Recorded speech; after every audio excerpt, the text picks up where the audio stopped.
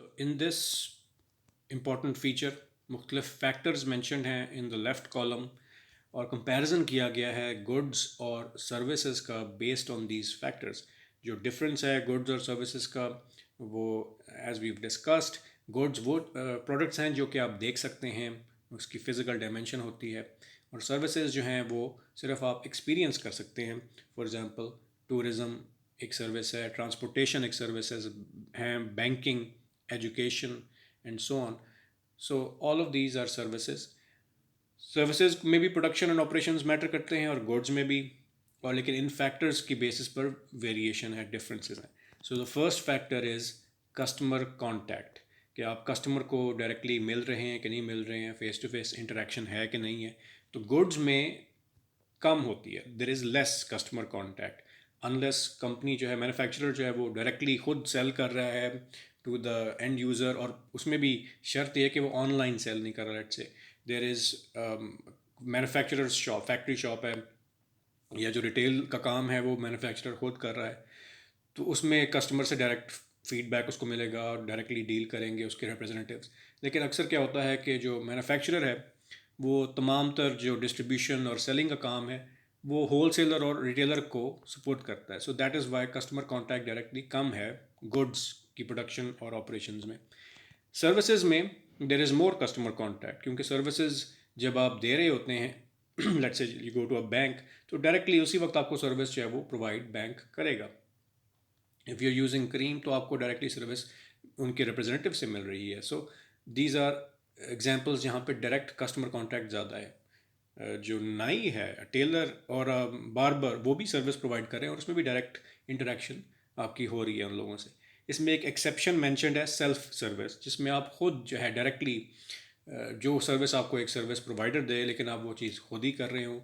Let's say you are using ATM instead of going to bank, या फिर कुछ fast food outlets पे service जो है वो वेटिंग स्टाफ नहीं होता, तो आपको खुद जाके ऑर्डर प्लेस करना पड़ता है, खुद ही खाना लेकर आना पड़ता है। समटाइम्स बल्कि ऑर्डर प्लेसमेंट जो है वो भी ऑटोमेटेड होती है। कुछ कियोस्क्स होते हैं जहाँ पर आपने खुद ही अपना ऑर्डर प्लेस करना है, टच स्क्रीन्स होती हैं, आप अपना ऑर्डर प्लेस करें, you use your debit card and so on. तो वो एग्जांपल जो है वहाँ पर भी कस्टमर कॉन्टैक्ट जो है वो कम हो सकता है। तो ये एक वाहिद एक्सेप्शन है सर्विसेज में जहाँ पर कस्टमर कॉन्टैक्ट कम है। सेकंड पॉइंट जो है यूनिफॉर्मिटी ऑफ इनपुट, यकसानियत कितनी है इनपुट्स की। और इनपुट से मुराद है raw material and other supplies, utilities जैसे बिजली, पानी एंड सो ऑन। तो इसमें यकसानियत कितनी है, यूनिफॉर्मिटी कितनी है, सेम कितनी है आपके इनपुट्स। गुड्स में ज़्यादा होती है यूनिफॉर्मिटी और सर्विसेज में कम होती है। रीज़न बीइंग कि जो सर्विस प्रोवाइड कर रहा है वो शख्स जो है वो डिफरेंट हो सकता है। इसकी अगेन मिसाल हम देते हैं क्रीम की। Every time you have used cream, तो जो ड्राइवर है वो डिफरेंट होता है, कार डिफरेंट होती है। तो उसमें कार में एयर कंडीशनिंग है कि नहीं है, कितना कंफर्टेबल सफ़र था, ड्राइवर कितना केयरफुली चला रहा था, तो ये वेरिएशन होगी हमेशा सर्विस में। उसके बाद है जी यूनिफॉर्मिटी ऑफ आउटपुट, जो यकसानियत है आउटपुट की। गुड्स में हमेशा ज़्यादा होगी, ख़ास तौर पे अगर स्टैंडर्डाइजेशन है एज डिस्कस्ड प्रीवियसली, क्योंकि पहले से डिफाइंड है कि हमने प्रोडक्ट जो बनाना है उसमें हमने शक्लन वो कैसा होगा, वेट वाइज कैसा होगा, कितने डिफरेंट कलर वेरिएशंस हैं। फॉर एग्जांपल रेडीमेड क्लोथ्स में हो सकता है कि एक कंपनी डिसाइड करे कि हमने सिर्फ 3 कलर्स में एक शर्ट ऑफर करनी है, तो उनको पता है कि जी जो आउटपुट हम दे रहे हैं, जो गुड्स बना रहे हैं उसमें यूनिफॉर्मिटी है, there are only 3 types of colours. तो ईजी है उनके लिए डिफ़ाइन करना, पहले से प्रोडिक्ट करना। लेकिन सर्विसेज में यूनिफॉर्मिटी जो है वो सारा का सारा डिपेंड करता है इंटरेक्शन जो आपस में है बिटवीन सर्विस प्रोवाइडर और जो कस्टमर है। वो इंटरेक्शन अच्छा भी हो सकता है, बुरा भी हो सकता है, क्योंकि दो डिफरेंट लोग हैं, दोनों की पर्सनैलिटीज़ डिफरेंट हैं। कोशिश तो हमेशा ये होती है जो सर्विस प्रोवाइड करा कि जी वो प्रोफेशनली डील करे, लेकिन यू नेवर नो कि जी क्या आगे किस तरह का शख्स आपको जो है वो सर्विस प्रोवाइड कर रहा होगा, और कस्टमर भी नेचर वाइज कैसा होगा। So there is less predictability. आप प्रोडिक्शन जो है इतनी ईजिली नहीं कर सकते आउटपुट्स की, सिवाय एक्सेप्शन एज मैंशन एटीएम्स और ऑटोमेटेड एसएमएस मैसेजेस। एटीएम में फॉर एग्जांपल अगर एक एटीएम ख़राब है तो वो सिर्फ सब एक बंदे के लिए ख़राब नहीं होगा, सबके लिए ख़राब होगा। ठीक है जी। ऑटोमेटेड एसएमएस मैसेजेस जो आपको कभी सर्विस आपका जो टेलीकॉम सर्विस प्रोवाइडर है, कॉल कभी आती है और वो प्री रिकॉर्डेड कॉल है या एसएमएस जो आपको मिल रहे हैं, रिसीव हो रहे हैं, वो भी प्री डिफाइंड हैं, सबको same message at the same time मिल रहा है, तो उसमें आउटपुट की यूनिफॉर्मिटी जो है वो इजी है गारंटी करना। So fourth point, measurement of productivity, कि आपकी जो प्रोडक्टिविटी है उसको मेजर करना कितना आसान है या कितना मुश्किल है। गुड्स में हमेशा आसान होता है और सर्विसेज में हमेशा मुश्किल होता है प्रोडक्टिविटी को मेजर करना। गुड्स में इसलिए आसान है और आसान बना दिया गया है बिकॉज ऑफ मैनी फैक्टर्स। अगला जो टॉपिक हमारा है उसमें हम पूरी हिस्ट्री पढ़ेंगे प्रोडक्शन मैनेजमेंट की। उसमें हम रियलाइज़ करेंगे कि जी असेंबली लाइन जो बनाना था वो बहुत बड़ा एक फैक्टर था, क्योंकि असेंबली लाइन के ऊपर जब प्रोडक्ट बन रहा होता है हर चीज़ डिफाइंड होती है कि किसने क्या चीज़ करनी है, कितना टाइम लगेगा अपनी एक्टिविटी परफॉर्म करने में, and all of these factors are easy to major.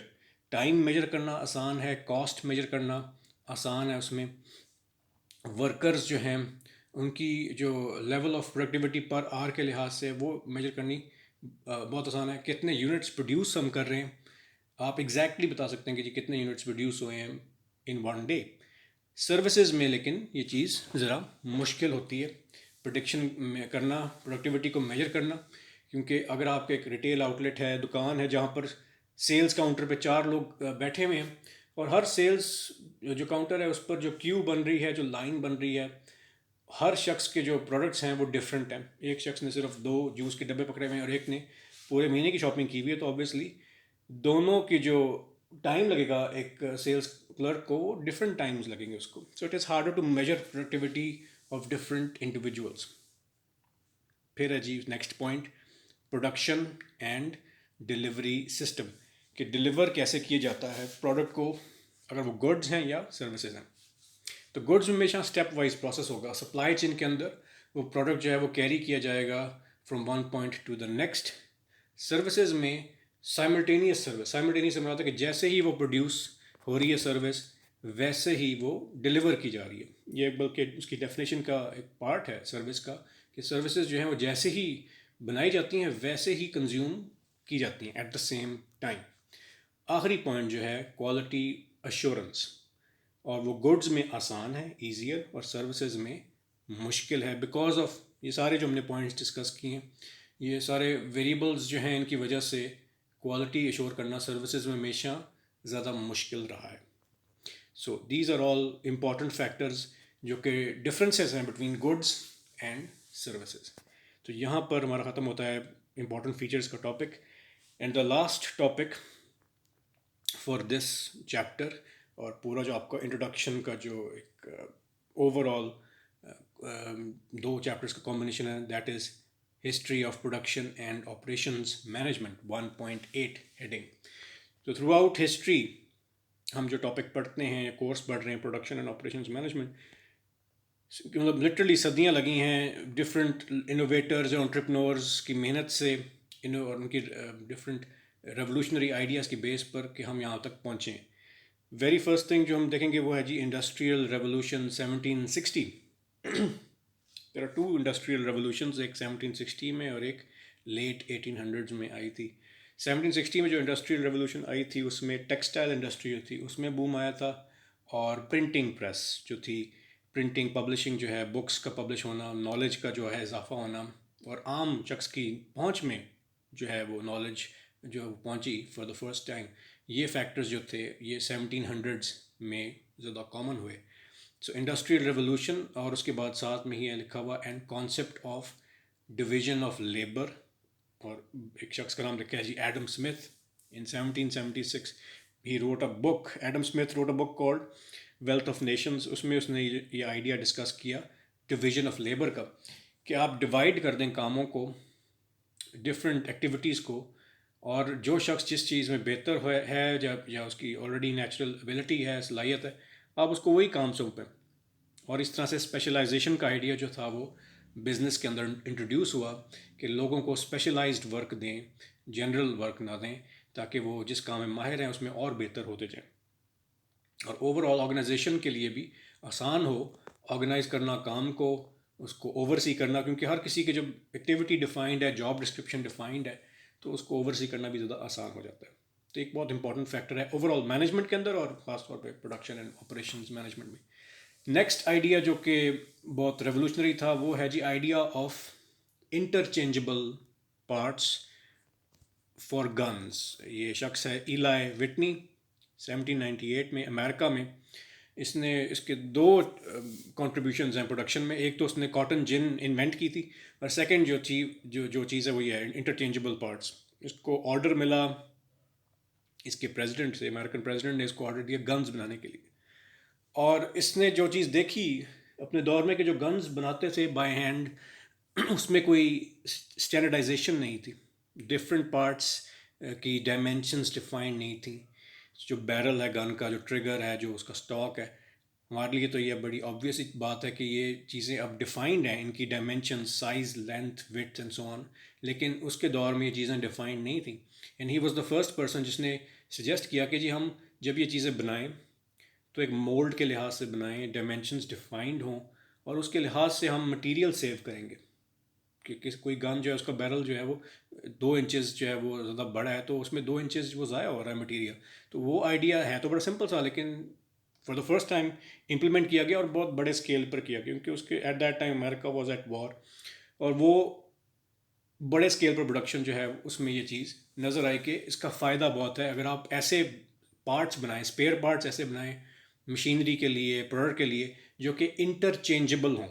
Interchangeable से मुराद है कि अगर एक पुर्जा जो है वो ख़राब हो जाता है तो उसको रिप्लेस करने के लिए आपके पास स्पेयर पार्ट्स पड़े. तो ये एक ऐसी बात है जो कि हमारे लिए अब ऑब्वियस सी बात है, लेकिन ये चीज़ इंट्रोड्यूस पहली दफ़ा 1798 में की गई. Next point is scientific management by Frederick Taylor, 1911. Frederick Taylor का जो आइडिया था, the idea was simple. उसने साइंटिफिक मेजरमेंट और एक्सपेरिमेंट्स की बेस पर पहली दफ़ा बिजनेसेस में ये आइडिया इंट्रोड्यूस करवाया. And the idea was simple. Scientific management में उसने कहा कि जी हमने एफिशिएंसी का आइडिया इंट्रोड्यूस करवाना है बिजनेसेस में. और एफिशिएंसी की definition is very simple. Minimum input से मैक्सिमम आउटपुट आपने हासिल करना है. तो जितने भी आपने कम से कम कॉस्ट में कवर करना है in your production. So this idea was from Frederick Taylor. और at the same time same साल में Frank and Lilian Gilbreth, husband and wife team, उन्होंने मोशन स्टडीज़ पहली दफ़ा की. फ्रैंक गिलब्रेथ जो था कंस्ट्रक्शन में काम करता था, ही वॉज एन इंजीनियर. उसने ब्रिक लेयर्स को स्टडी किया कि जो ब्रिक लेइंग वो कर रहे हैं, ईंटें जो लगा रहे हैं, उसमें कितनी एक्स्ट्रा मूवमेंट्स हो रही हैं पूरे प्रोसेस में. क्योंकि जितनी एक्स्ट्रा मूवमेंट्स हैं उतना टाइम ज़ाया हो रहा है. जितना टाइम ज़ाया हो रहा है उतना ऐसी बात है कॉस्ट जो है वो इंक्रीज़ हो रही है. लेबर कॉस्ट इंक्रीज़ हो रही है फॉर एग्जांपल एम्प्लॉयर की. तो उसने एट द टाइम उस तब वो कटिंग एज टेक्नोलॉजी थी, कैमराज, फिल्म कैमराज का इस्तेमाल करना टू स्टडी मूवमेंट. और फ्रेम बाय फ्रेम उसने देखा कि जी कितने एक्स्ट्रा मूवमेंट्स, कितने एक्स्ट्रा स्टेप्स जो है वो वर्कर ले रहा है. और फिर उसने रिवाइज़ किया पूरा प्रोसेस और सजेस्ट किया अपने एम्प्लॉयर को कि जी आप ट्रेनिंग दें अपने ब्रिक लेयर्स को कि वो किस तरह से ज़्यादा काम को एफिशिएंटली कर सकते हैं. और ये चीज़ें अभी भी चलती आ रही हैं. Next in the history is Gantt chart of scheduling activities. Gantt शख्स का नाम था जिसने 1912 में एक गैंट चार्ट इंट्रोड्यूस करवाया. And it was used for the first time in the very first world war. पहली जंग अज़ीम में गैंट चार्ट्स का इस्तेमाल हुआ था क्योंकि पहली दफ़ा इतने बड़े स्केल पर प्रोडक्शन हो रही थी. डिफरेंट इंडस्ट्रीज जो थी वो गन्स और वेपन्स बना रहे थे, मशीनरी बना रहे थे, क्लोथ्स बना रहे थे, सप्लाईज, जो कि जंग में जब भी कोई जंग शुरू होती है तो एक बहुत बड़ी इंडस्ट्री जो है वो उसके साथ सपोर्टिंग रोल प्ले करती है.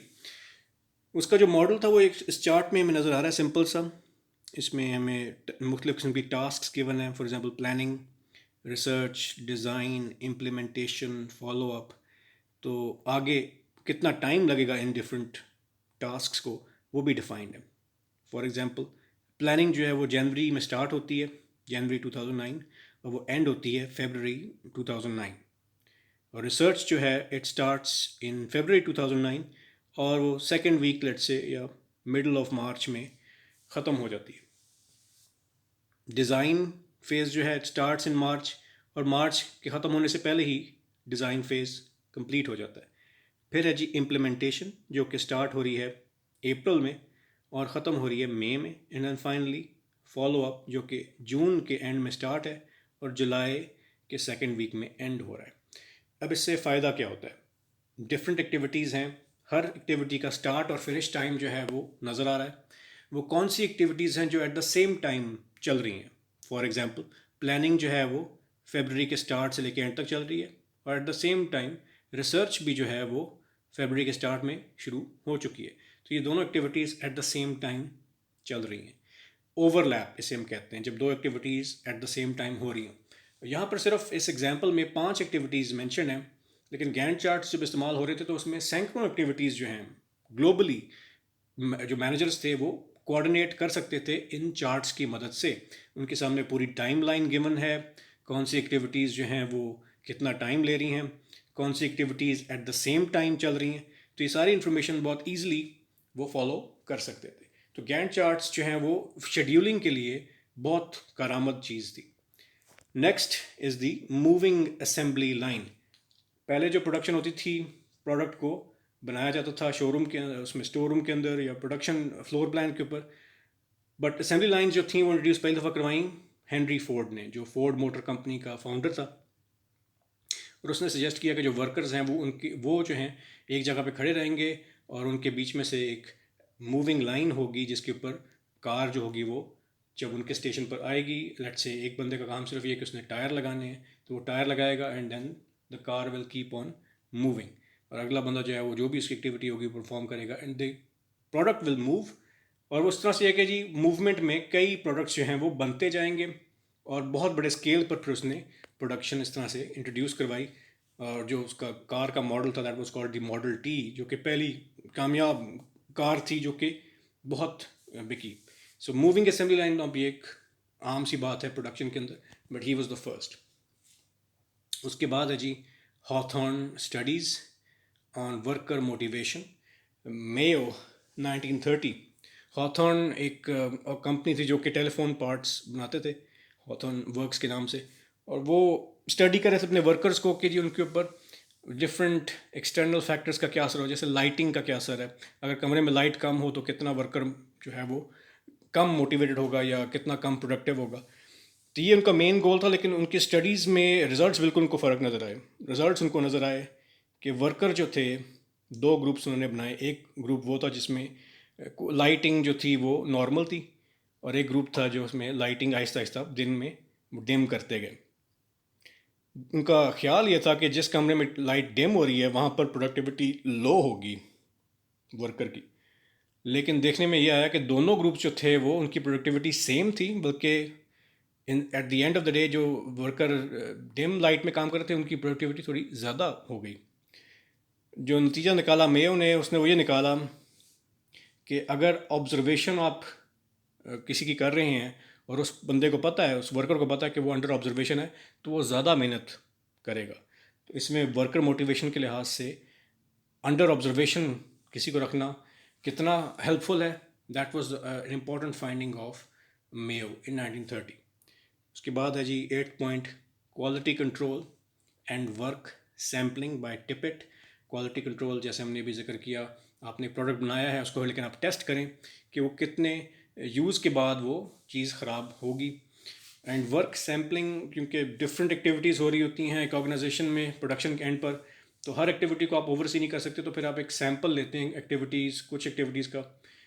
Let's say ji assembly line पर जो चीज़ें हो रही हैं, जो आपका स्टोर मैनेजर इन्वेंट्री को कर रहा है मैनेज, मुख्तलिफ़ किस्म के प्रोडक्ट्स उसके पास पड़े होंगे, रॉ मटेरियल की मुख्तलिफ कैटेगरीज होंगी, तो हर चीज़ को आप नहीं दे सकते, आप कुछ चीज़ों को ऑब्जर्व करेंगे वर्क सैम्पलिंग में। तो वो चीज़ टिपेट ने इंट्रोड्यूस करवाई। 9th point is operations research applications in warfare 1940। और जो दूसरी जंग अज़ीम है उसमें भी प्रोडक्शन एंड ऑपरेशंस मैनेजमेंट में बहुत सारी चीज़ें आई जो कि ऑब्जर्वेशन में देखा गया, और ये बाद में हम डिस्कस करेंगे different types of production techniques, operation techniques, जिनका जो फर्स्ट टाइम यूजेज था वो सेकेंड वर्ल्ड वॉर में था। Linear programming, George Dantzig 1947। हमने बात की थी प्रोडक्शन प्लानिंग की कि जी हमने क्या लेवल ऑफ प्रोडक्शन रखना है जिस पर प्रॉफिट मैक्सिमम हमें हो, तो वो लीनियर प्रोग्रामिंग के न्यूमेरिकल्स हैं, ओके, मिड के बाद हम डिस्कस करेंगे। दैन 1950s में ऑटोमेशन और डिजिटल कंप्यूटर्स के आने से बहुत सी जो चीज़ें पहले मैनुअली होती थी फिर वो अब कंप्यूटर्स पे होने शुरू हो गई थी।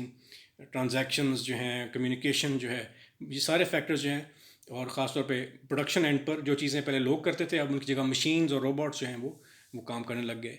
1980s में टोटल क्वालिटी मैनेजमेंट का आइडिया, एक तो है सिर्फ क्वालिटी मैनेजमेंट, एक है टोटल क्वालिटी मैनेजमेंट। और टोटल क्वालिटी से मुराद है कि हर फैक्टर के अंदर आपने क्वालिटी तलाश करनी है, चाहे वो प्रोडक्शन है चाहे वो ऑपरेशंस में कोई भी फैक्टर आता है। इसलिए हम दोनों चीज़ों को इकट्ठा पढ़ते हैं, क्योंकि ऑपरेशंस जो है उसमें प्रोडक्शन भी आती है और उसमें बाकी तमाम ऑपरेशंस जैसे HR, मार्केटिंग, फाइनेंस, ये तमाम चीज़ें भी आ जाती हैं। तो TQM एज अ कोर्स भी अलग से पढ़ाया जाता है स्टूडेंट्स को। टोटल क्वालिटी मैनेजमेंट मीन्स कि हर फैक्टर के अंदर, हर चीज़ के अंदर बिजनेस में आपने हाईएस्ट पॉसिबल क्वालिटी अचीव करनी है। और आखिरी है जी 1990s के अंदर E-कॉमर्स और MIS, मैनेजमेंट इंफॉर्मेशन सिस्टम्स, इन चीज़ों के आने से ऑनलाइन ट्रांजैक्शंस की बेस पर online communication between supply chain members, forecasting techniques, बहुत सी चीज़ें जो हम अभी न्यूमेरिकल्स में मैनुअली करेंगे, फोरकास्टिंग के हम फार्मूलाज पढ़ेंगे, different types of formulas and numericals, अब उनके लिए सॉफ्टवेयर्स हैं जो कि वही चीज़ें फोरकास्ट करते हैं। तो ये जाहिर सी बात है, it is a very big advantage of e-commerce and MIS। So this is the history of production and operations management.